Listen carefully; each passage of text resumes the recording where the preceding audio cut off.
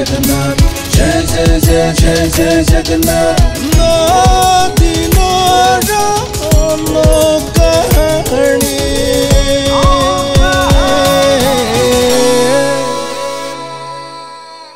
महाप्रभु श्री जगन्नाथ जगतर समस्त नर नारींकर चिर नमस्य चिर वंदनीय परम आराध्य देवता। से रहस्यमय ठाकुर तांकर महिमा अकलनीय। जय जगन्नाथ। 9 दिन 9 कहानी रे मु आरजे अभि। कहानी जहा अमृतवाणी। आजिर कहानी वैद्यराज श्री जगन्नाथ। कहा जाए व्याधि होउची पूर्वजन्मर कृत पाप। प्रभु कहिचंती मते आश्रा कले मु तुमको सबु पापरु मुक्ति प्रदान करिबि। दिनकर कथा। काशी राज्यर राजा काशी राजांकर सभा चली थाए। जड़े नारी सभा प्रवेश करी कांदी कांदी कहिले रक्षा कर काशीराज रक्षा कर। मु सुनिछि वैद्य काशी राजांक औषध सेवन रे सबु रोग दूर हो जाए। एक कथा सुनी काशी राजा उत्तर देले देवी कौन हेछि तुमर तुम नाम कौन। नारी जनक व्यस्त विव्रत होई कहिले मो ना होछि कमला। मु सुनिथिली आपणकर औषध सेवन करी संसारर सबु रोग शून्य हो जाए किंतु आपणक पाखरु बारंबार औषध सेवन परे भी मो रोग बढ़िबारे लागिछि। मते रक्षा कर प्रभु मते रक्षा कर। काशीराज कमलांकर कथा सुनी चिंताग्रस्त हो गले। महाविष्णुंक वरदान केमिति बा मिथ्या हबो।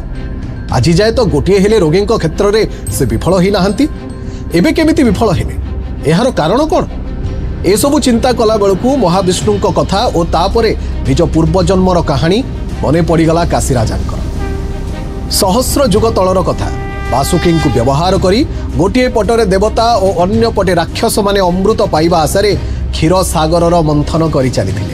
सेही समय रे धन्वंतरी विष्णु को प्रार्थना करी वर मागिले। विष्णु तांको उत्तर देले जेहेतु से देवता मानक परे जन्म ग्रहण करिसंती से देवता मानक सहित समान नुहंती। मात्र तांको आश्वासना दे विष्णु कहिले तुमे कलिजुगरे लोकंकु सेवा प्रदान करिवार सुजोग पाइबो। तापरे धन्वंतरी कलिजुगरे काशी राज्यर राजा हेई काशीराज भावे परिचित हेले। धीरे धीरे प्रजा माने कहिले महाराज आपणको दयारु आम्भे माने रोगमुक्त हेई गलु। आमकु लागुछि आपण जेमिति स्वयं धन्वंतरी पूर्व जुगर धन्वंतरी कलिजुगर काशीराज। कौनसी रोगी काशीराज को औषध सेवन परे द्वितीय थर तांको द्वारस्थ हेई नथिले किंतु कमला द्वितीय थर नुह तृतीय थर तांको द्वारस्थ हेले। विनिद्र काशीराज से दिन रात्रि रे तांकर आयुर्वेद शस्त्र ज्ञानर विश्लेषण आरंभ करदेले। ए विषय चिंता करिबा समय रे हठात तांको मनरे श्री जगन्नाथंक कथा उदित हेला। तापरे रोगी को साथी रे धरी से पहुंचिले पुरुषोत्तम धामरे। सिंहद्वार रे पहुंचिबा परे से देखिले जणे केही कृष्णकाय तांको पाखकु आसी मन कथा जानिला भली पचारिले तुमे अत्यंत चिंताग्रस्त जना पड़ुछ कथा कोन। चिंतामणिंक क्षेत्र रे समस्ते चिंता शून्य हो जाती। तुमर चिंता आप निकट रे प्रकट कर।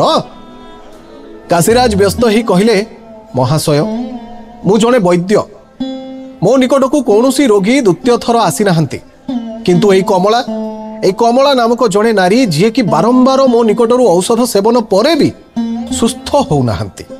मु तार पूर्वजन्मर पाप विषय रे अवगत हवा लक्ष्य रे पापनाशक महाप्रभुंक शरणापन्न हवा पई एठाकु धाई आसीछि। ए सबु कथा सुनिला परे क्षण मात्र चिंता न करी कृष्णवर्ण लोकटी कहि उठिले तेबे ए समस्यार समाधान तो अति सहज।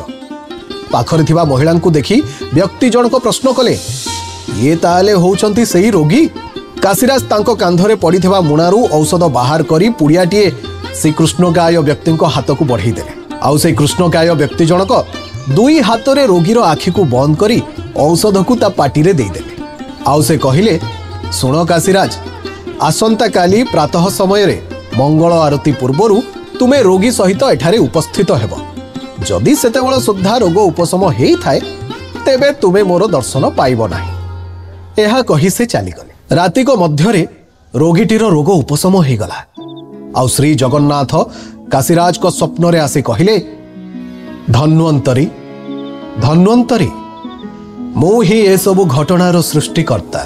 गोटे अमूल्य शिक्षा देवा लक्ष्य रे मु तुमको मो पाखकु आनिथिली। मने रख धन्वंतरी किछि रोगी थांती जहार दृष्टि पड़िबा मात्रे अव्यर्थ औषध मध्य विष ही थाए। खाद्य द्रव्य लोकों खराब दृष्टि न पड़ाकू लोक माने खाद्य द्रव्य को लुचेई खाई थांती।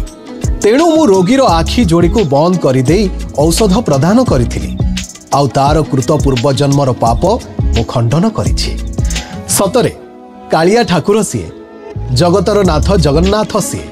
तार कहानी सते जेपरी लगे अमृतर बाणी। जय जगन्नाथ।